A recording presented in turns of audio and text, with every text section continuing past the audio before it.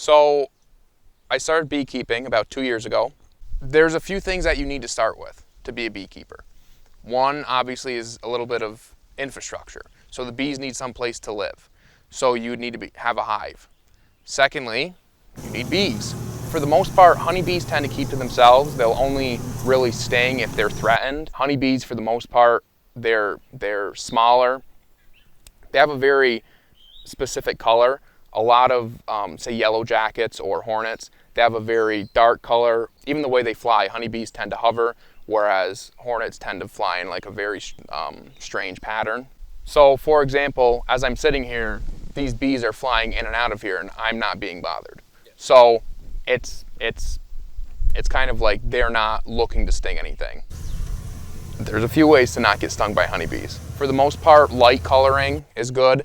Again, because they're used to seeing black or brown on a bear. So they're more inclined to sting dark clothing than they are like white colors or very bright colors. These bees, when you walk up to them, you should be very calm. You should be mindful of what you're doing. One of the main things that sets the bees off is vibrations. If you're weed whacking, if you're mowing a lawn, if you're even just hitting the hive with your hand, something like that, that's what's really going to like make them stir up and become angry. What bees do is they'll actually send out workers. And the workers, as I explained, are mostly female. So these female bees are the only ones that can sting. Male bees can't sting. The female worker bees go out into the fields, they go out into the forests, and they collect the pollen, okay? So what happens is they collect the pollen, they collect the nectar, they bring it back to the hive. Well, what they do is they ingest it. So they actually eat it. And while it's digesting in them, enzymes and other things are added to it. And when they get back to the hive, they vomit it back up. They throw it back up into the cells. That is the honey.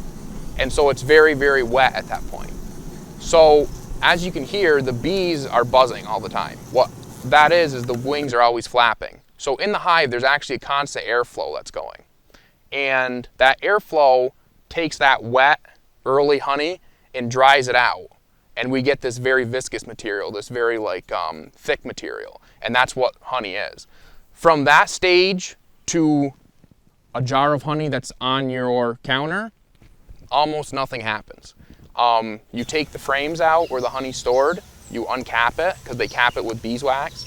So you take like a hot knife and you slice it open, and then you put it in a cylindrical aluminum drum, basically, and you spin it out, and the honey flings against the side, and it collects at the bottom, and then you just open the spout, and the honey comes out. So one of the questions that I wanted to address at length was what role that bees play within their ecosystem. One of the most important jobs that they actually serve in is their purpose as what's called a bioindicator. So a bioindicator tells you how the rest of the ecosystem is doing. So, for example, you can use grass as a bioindicator. So if you look out at your lawn and you see that it's very brown, it's very crunchy, the grass is not growing well, you can just assume that it hasn't been raining or that it's been very hot, it's been very sunny. So you can tell how what's going on in the environment is affecting something else in it. So because honeybees are so caught up in their environment, they actually can tell a lot about the environment by looking at honeybees. So for example, if they notice that the hive is not doing well, if the colony's doing pretty poorly, they're very weak, they're not reproducing well, it could be deduced that the local farms or the local plants have pesticides on them. So it's actually killing the bee. If there's not a lot of honey, if they're having trouble finding it, it can be assumed that the flowers aren't doing well.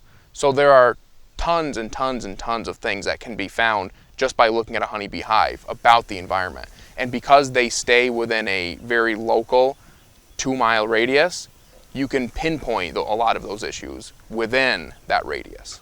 I would say that your best bet to get pure honey is by buying it local, because that is where you know the beekeeper, you know their practices, and you know 100% what it is that you're getting. Also, I will say about local honey is it's very interesting to look at it and say you can see the differences between them, okay?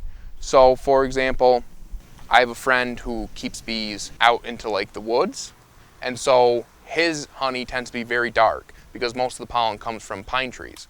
So that pollen would produce a darker honey. Whereas here, you can see there's a lot of open fields and wildflowers. So my honey tends to be a lot lighter because that nectar and that pollen comes from the wildflowers. So even within local areas, there's a huge variation of what the honey looks like, tastes like, smells like, things like that. As far as what everyday people can do to help bees, that's kind of another thing that people kind of miss the mark on. You can limit, your pollution. You can limit your human impact on the environment. You can limit the amount of pesticides that you use even at home. So those are smaller, simpler things that we might not think are directly related, but in fact they are.